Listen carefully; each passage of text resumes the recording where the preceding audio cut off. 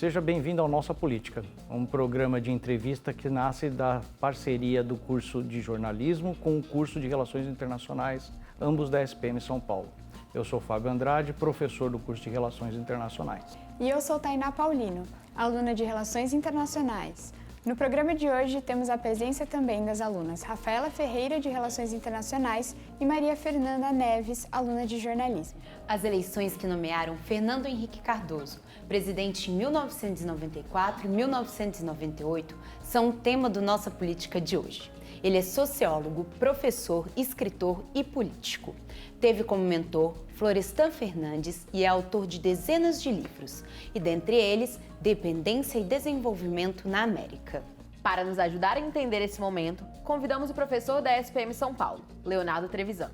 Doutor em Ciência Política pela USP, é pós-doutorado na área de Economia do Trabalho pela University of London e pela Warwick University. Seja muito bem-vindo, professor. Muito obrigado pelo convite de vocês. Boa tarde a todos. Vamos olhar no VT que mostra a conjuntura política em 1994. A ideia do VT é contextualizar o momento político. Fernando Henrique Cardoso foi o ministro das Relações Exteriores no governo de Itamar Franco, mas foi com o desafio de controlar a inflação que o colocou como ministro da Fazenda. Em 1994, elaborou o Plano Real. O programa trouxe a tão sonhada estabilidade econômica ao Brasil e colocou o sociólogo como favorito na disputa presidencial. Estavam concorrendo ao cargo nomes como Luiz Inácio Lula da Silva, Enéas Carneiro e Leonel Brizola. Fernando Henrique Cardoso levou a eleição de 1994 e ainda conseguiu a reeleição em 1998. Professor, qual o peso do Plano Real para a eleição do primeiro turno do FHC? A palavra certa é essa, né? Qual é o peso? Né? É estrondoso o peso. Né? O peso é tudo. Né? Porque, na verdade, quando a gente olha para ele mesmo reconhece isso, não é nenhuma novidade, né? Que antes do Plano Real ele tinha uma ambição apenas de ser o chanceler brasileiro, como ele foi, né? Que era uma espécie de coroamento da carreira dele com preocupações internacionais. Né?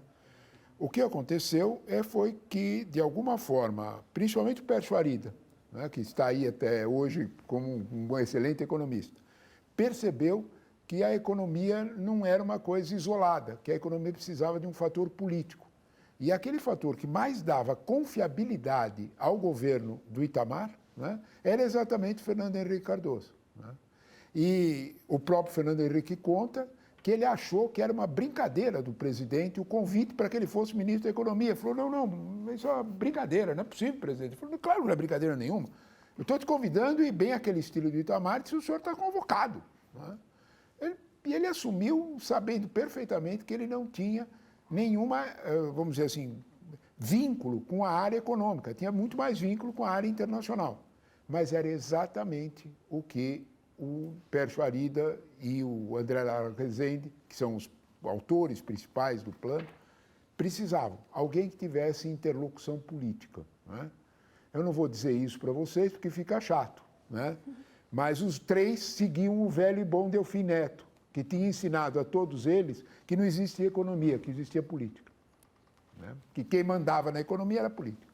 E eles precisavam de alguém que tivesse um trânsito. Na época, o Fernando Henrique Cardoso tinha um trânsito enorme, tanto com o então MDB, como com o recém-fundado PSDB. Né? E que, de alguma forma, era um trânsito muito bom com todos os caciques do PSDB que viam nele uma figura que é o jeito do Fernando Henrique, conciliação, um jeito conciliador nisso. Para vocês, com a idade que vocês têm, isso parece maluco, né? Mas o X da história era inflação. Né? Como eu explico aos meus alunos, quando a gente fala de inflação, e a inflação daquele período, né, 94, a inflação, não adianta falar número que sai fora do olho das pessoas. Qualquer coisa que você fosse comprar, você entrava no supermercado para comprar uma dúzia de ovos. Tá? Essa coisa que você foi comprar tinha 3 preços. Tinha um preço de manhã, um preço na hora do almoço e um preço às 6 horas da tarde. Era um negócio enlouquecido. Né? Era preciso fazer isso porque, de alguma forma, a inflação era algo que atormentava a vida de todos. Para vocês terem uma ideia do que nós estamos falando, tinha meses na inflação em que as pessoas comemoravam quando a inflação batia 20% naquele mês. Porque normalmente dava 30%, 35%. Negócio maluco. A inflação acumulava 1.000 e tantos %. Não havia ninguém que se acomodasse a essa situação. Né? Então, a inflação é um fenômeno econômico que massacra, que vitima os mais pobres. Né?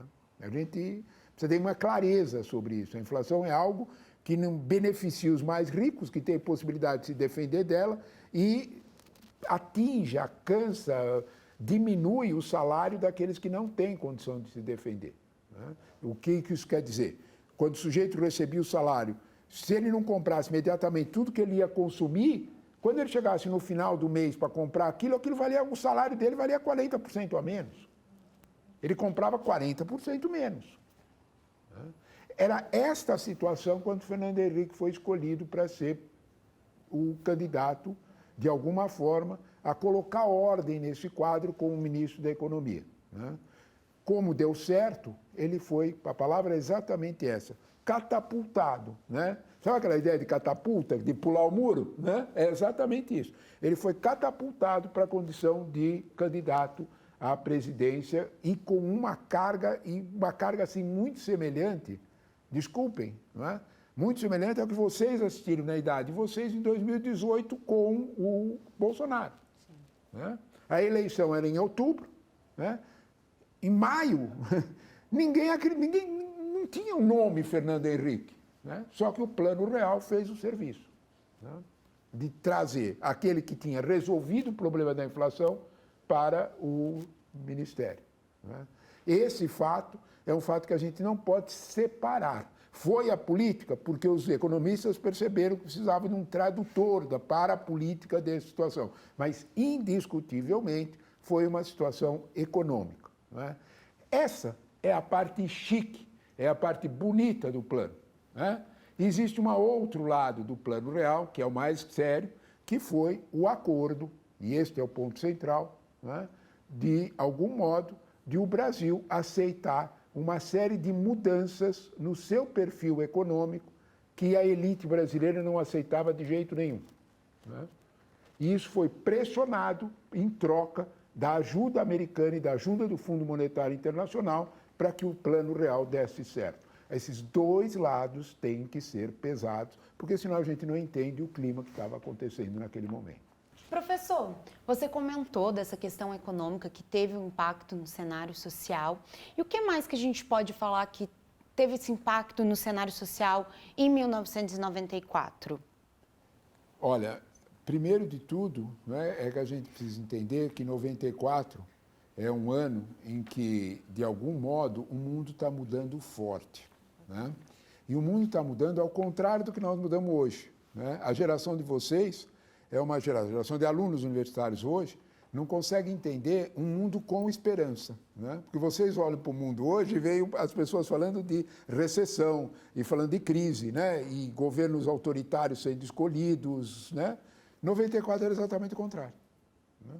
94 nós tínhamos um mundo que estava fazendo uma aposta que o mundo várias vezes fez ao longo da história, mas era mais uma vez que ele tinha feito isso, num negócio chamado globalização. Né? 94 é o ano que, literalmente, né, o Clinton tem controle de uma situação, Tony Blair está despontando na Inglaterra, sempre primeiro na Inglaterra, depois no resto. Tony Blair está despontando na Inglaterra e na China está aparecendo um sujeito chamado Deng Xiaoping. Né? Para nós é tudo esses ping em chinês. Né? É um sujeito que destronou a era Mao e abriu o mercado chinês. Né? E os Estados Unidos estavam despontando para perceber que a China podia ser um aliado e tanto. Olha quanta esperança. Né? O mundo estava ficando colorido, alegre, o mundo estava ficando com uma cara diferente daquilo que ele tinha. Herança um pouco de toda aquela esperança acontecida, não podemos separar isso de uma coisa da outra, do fim do Muro de Berlim. Né? Não adianta tirar isso do contexto. Né? A ideia era de uma espécie assim, bom, agora acabou a briga, né? Capitalismo versus comunismo, acabou a briga, o comunismo perdeu, o capitalismo ganhou, a ideia era um pouco desse contexto. É nesse contexto, entende, que você precisa entender que a América Latina se convida para participar dessa festa. né? E, como sempre, na América Latina, quem se convida primeiro para participar dessa festa é Brasil e Argentina, né? No contexto argentino, isso também estava acontecendo, né? E, de alguma forma, a gente precisa entender. Sem entender isso, não entende o que está acontecendo, né? É que era verão na economia, né? Nós estamos agora no inverno da economia, né? Era verão na economia. O mundo estava crescendo, as commodities estavam subindo de preço, né? E isso significava dinheiro no bolso de país pobre que oferece commodity, que é o Brasil. Sem entender esse contexto, não dá para a gente entender 94, né? Não é só floridinho, bonitinho, não é só a cor-de-rosa, tem um outro lado disso aí, né? Globalização, commodities e tudo mais, significava, de algum modo, que alguém ia ficar com a parte do leão nessa história. E quem ia ficar com a parte do leão era a China e Estados Unidos, né? Não era necessariamente os países que vendiam commodity. Mas os países que vendiam commodity também tinham uma surpresa de esperança. Eles se juntaram, né? 94 é o começo da conversa de um troço chamado BRICS, né? Que nada mais é do que juntar pobre, né? Aparentemente, quando você olha para isso hoje, você fala, não tem pobre aí. Tem, naquela época tinha, né? Era Brasil, Rússia, né? O I é de Índia, né? E o C é de China. E falta um S aí, que é South Africa, né? Que é BRICS, né? Que aderiu depois porque tinha minério. Quando se olha para isso aí, essa esperança chegou nos países mais pobres, né? Olha para isso, você vê, e é um mundo completamente diferente daquele que vocês vivem hoje, o que nós todos vivemos hoje, né?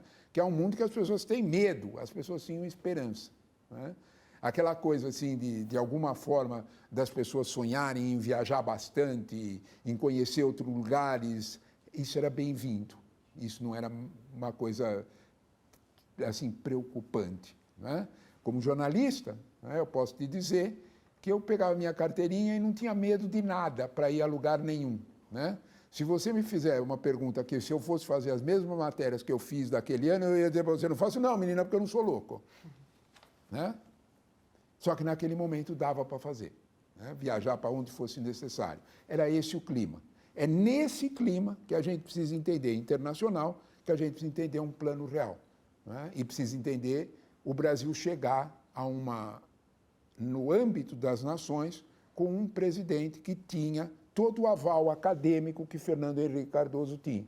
Porque vamos dizer, da biografia do Fernando Henrique, a gente não pode nunca deixar de lado, né, que ele foi presidente da Sociedade de Sociologia Internacional, né? Era uma situação em que havia um reconhecimento, inclusive externo, à figura de fato, de Fernando Henrique Cardoso. Professor, e em 89, perdão, o FHC apoiou o Lula nas eleições contra o Collor. Sim. Né? Do mesmo jeito que a gente vê acontecendo hoje em dia, Sim. nele apoiando o Lula. Como que se deu esse enfrentamento dos dois, FHC e Lula, nas eleições de 94? É um outro quadro. Isso é um outro quadro político e é um quadro que tem a ver com esse momento, né? O que aconteceu em 89, né, foi uma situação em que o Brasil se dividiu, mais ou menos como nós temos hoje, com uma outra característica que não era essa polarização como nós temos hoje, mas era uma polarização voltada para projeto e tinha tudo a ver com a Constituinte de 88. Se você não olhar para 88, você não entende. Era que tipo de gente nós vamos colocar para fazer a Constituinte funcionar, né? Nós vamos colocar alguém vindo do sindicalismo ou nós vamos colocar alguém compromissado com as elites tradicionais do Brasil, organizado e etc, né? Era esse o jogo, mas ele tinha um cenário, tinha um pano de fundo que era pôr a Constituinte em prática, né? Então era esta a escolha. É neste sentido que no contexto de 88 você vê o Fernando Henrique, que era PSDB nesse momento, e é como eu repito, se você em 88 pegasse o Fernando Henrique e dissesse para ele, você vai ser presidente da República, ele ia dar uma risadinha para você, gentil, e dizer, sinto muito, até posso que queira, mas não passa nem pela minha cabeça, né? Porque essas coisas são assim, né? Se fez a oportunidade pelo plano real, como nós respondemos na outra pergunta. Não é? Então, a escolha do Fernando Henrique pela figura do Lula, não é? Naquele Lula de 89, você precisa entender uma coisa também. O Lula de 89 ganhou de Leonel Brizola para ser o candidato contra, entre duas aspas, porque não havia uma direita radicalizada, era uma centro-direita. Né? Vamos falar português claro. Né? A direita radicalizada tinha saído pela porta do fundo do palácio. Eles estavam na pior. Ninguém apostava. Né? Então, de alguma forma, essa direita apareceu sim, uma direita, mas era uma direita bastante civilizada, muito organizada. Né? E, como tal, uma direita que respeitava a Constituinte de 88. Né? É completamente diferente da ideia que nós vimos depois. Né? É nesse contexto que Fernando Henrique Cardoso apoia Lula. No contexto de 94, é eu ou você. É diferente. Né? Mas é preciso ter sempre presente o profundo respeito entre um e outro. Né? Eu convido as pessoas que têm alguma dúvida sobre isso, ver o abraço fraternal que Fernando Henrique deu em Lula no episódio do falecimento da dona Marisa. Uhum. Se alguém tem alguma dúvida, olhe para esse abraço, talvez esclareça melhor os compromissos com a ideia de democracia no país. Trevisan, a gente conhece o Fernando Henrique, sabe que ele escreveu a Teoria da Dependência, sim, foi presidente, foi presidente da Associação dos Sociólogos Internacionais, Associação Internacional de Sociologia. Não lembrava o nome que você falou. muito ligado, e assim, de certa forma, uma figura muito ligada à esquerda, digamos assim. Sim. Porém, em 94, ele precisa fazer um acordo que é um acordo que precisa ser olhado com cuidado, que é o acordo com o PFL, antiga Arena, que era o partido à direita. A pergunta é, nesse acordo, quem foi mais para o lado? A Arena foi mais para a esquerda ou o PSDB caminhou um pouco mais para a direita? Olha, essa pergunta é complicada, né? E boa, porque eu acho que eu não consigo me conter, sabe, Fábio? Que saudade dessa direita, né? Civilizada, né? Que senta para conversar, que tem projeto de país. Né? Que saudade. Né? De alguma forma, aí você tinha escolhas para o país fazer entre projetos. Né? 94, por exemplo, quando você fala dessa direita PFL, né? Você fala de uma direita com Antônio Carlos Magalhães. Né? Uma direita formada por Marco Maciel, por exemplo. Né? Uma direita formada por um PFL que tinha compromisso, sim, com certas nuances da economia brasileira, mais empresariais, mas ele tinha compromissos também com a lógica que nós comentamos antes de 88, né? Com a lógica da Constituinte. A geração de vocês não pode entender bem o sentido que teve a Constituinte. A Constituinte teve um sentido de você encerrar um ciclo da história brasileira. Este é o ponto. Né? E essa direita é uma direita que também tinha encerrado esse ciclo. Nunca nos esqueçamos que o governador Antônio Carlos Magalhães colocou na linha um determinado ministro da Aeronáutica. Eu não vou contar a história inteira porque é chato. Né? É disso que nós estamos falando. Né? Quer dizer, há uma preponderância de um poder civil organizado. Né? E isso como vocês estão reparando, né? Professor, o senhor está saudoso de 94. Estou, e bastante. Né? Porque a geração de vocês não conheceu o que foi um momento em que a política se organiza para um projeto de país, de direita, de esquerda e um debate organizado. Né? Eu convido vocês a fazerem uma difícil situação da gente discutir projeto de país hoje. Vocês não veem. A aproximação de Fernando Henrique Cardoso com essa direita tinha a ver com governabilidade. A história do Brasil seria completamente diferente se um episódio trágico não tivesse acontecido, que era a morte do filho de Antônio Carlos Magalhães, que era o candidato in pectore até mesmo de Fernando Henrique e de parte considerável da esquerda para uma candidatura. A morte o surpreendeu. Professor, e com a inflação controlada e a paridade entre o real e dólar, que barateou as importações no país, o consumo aumentou, gerando problemas na indústria nacional. Como o governo lidou com isso? Opa, essa pergunta é pergunta de economista, né? Não é pergunta de jornalista. Né? Tem razão, né? Você tem toda a razão. Né? Como é que você faz para que o consumo se organize? A primeira coisa que a gente tem que entender do Plano Real é que o Plano Real recuperou a ideia de moeda. Né? Ou seja, o que você recebia tinha um valor definido. Né? E isso eliminou a inflação, e ao eliminar a inflação, ele organizou o país, porque a inflação é a desorganização do país. Né? Ao organizar o país, ele tornou possível projetos econômicos que antes nós não tínhamos. Aí nós vamos voltar àquela pergunta anterior. Né? O Brasil aproveitou uma onda para vender commodities, principalmente nossas commodities agrícolas e minério de ferro, commodity mineral. As duas situações são correlatas. Quando você fala do período de vacas gordas, não de vacas magras, né? Que começa em 94 e vai até 2010, nós temos esse período todo é um período que não é de vacas gordas só no Brasil, é de vacas gordas no mundo inteiro. Aí nós temos que juntar com globalização, nós temos que juntar com o papel que teve, de alguma forma, a reconstrução de investimentos no mundo e a surpresa para o mundo desenvolvido, que foi o aparecimento dos BRICS. BRICS queria dizer Brasil vendendo commodity, Rússia vendendo petróleo, Índia vendendo serviço e China como fábrica do mundo. Esses quatro juntos cresciam a uma média de 5% ao ano. Era inédito no mundo isso.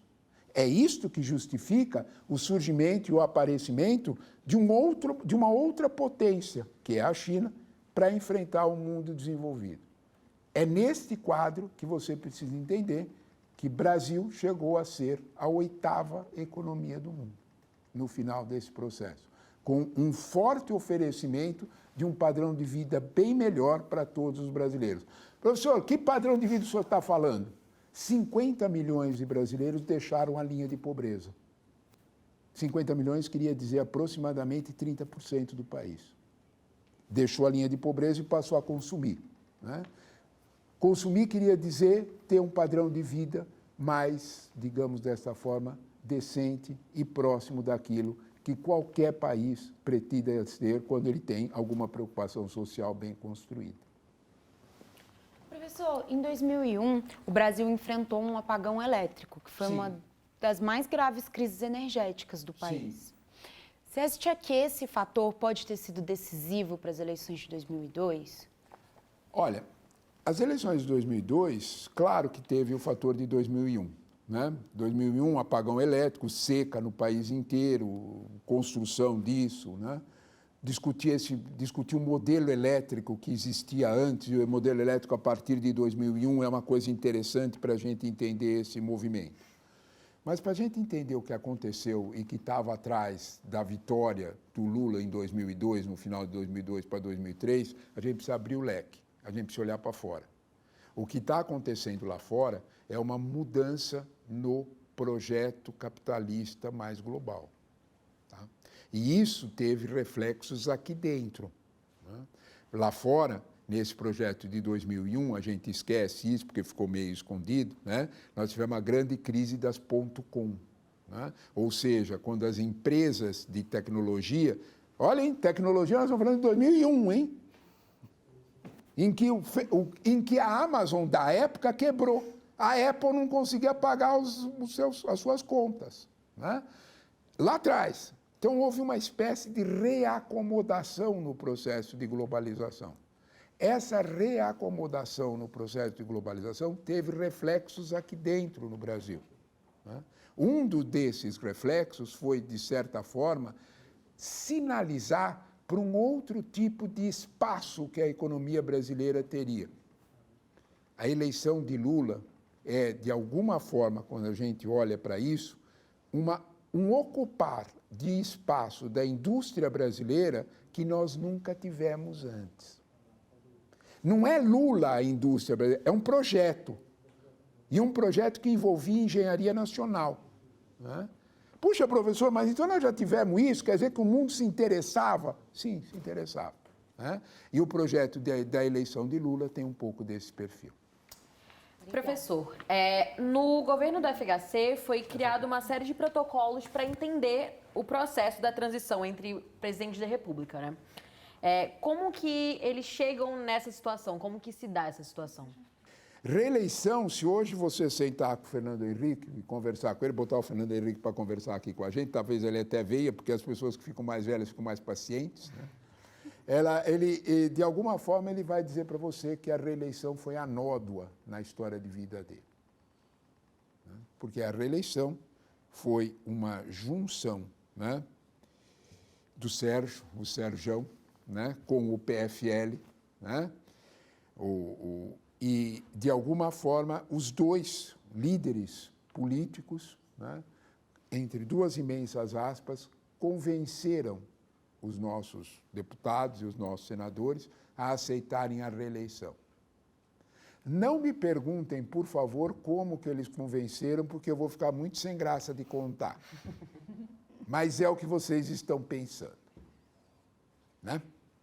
Então, esse processo, né, não é de hoje, tem, sei lá, 50 livros contando esse tipo de coisa, de como uma mesma lógica do mensalão nasceu nesse processo. Talvez esse custo da reeleição tenha sido o aspecto mais negativo nesse longo e duro processo de aprendizagem democrática pelo qual o Brasil está passando até hoje. Né? Toda a democratização teve uma mancha. Essa mancha foi esse processo. A reeleição em si não é algo errado, não é algo, como é que a gente pode usar com toda a cautela das palavras, algo que manche a biografia de alguém. Depende da forma como ele for feito. E ele se transformou em algo que, nesse processo da reeleição, na construção desse processo da reeleição, criou um sistema que, de alguma forma, vitimou e destruiu um processo mais interessante, que era de construção da democracia no Brasil. Sua pergunta é fundamental, pelo que ela revela de que nem tudo, eu continuo a dizer, nem tudo são rosas. Tem um outro lado que sempre é um pouco mais complicado. Professor, infelizmente o nosso tempo acabou, mas nós agradecemos o tempo que você passou aqui com a gente. Muito obrigada por ter vindo. Se você quiser falar as suas últimas palavras aí para deixar para a gente. Bom, eu, primeiro de tudo, quero dizer a vocês que vocês não devem convidar o professor para vir aqui, porque o professor fala muito, como vocês viram, né? O professor é uma praga, o professor pega na palavra e fala sem parar, porque ele quer fazer os alunos aprenderem, né? E foi o que aconteceu aqui. Mas eu quero dizer a vocês e quero parabenizar vocês pela iniciativa, né? Quanto mais nós fizermos iniciativas como esta, mais vocês sairão do ciclo da universidade melhor formados. É exatamente isso que a gente precisa fazer. Isto é o sentido de uma universidade. Debate, pensar, discutir. De alguma forma, parabéns a quem pensou por isso e muito obrigado pelo convite. Nós agradecemos a equipe do Núcleo de Imagem e Som da SPM São Paulo e a oportunidade por conversar sobre um tema de interesse público. Muito obrigada e até o próximo episódio de Nossa Política.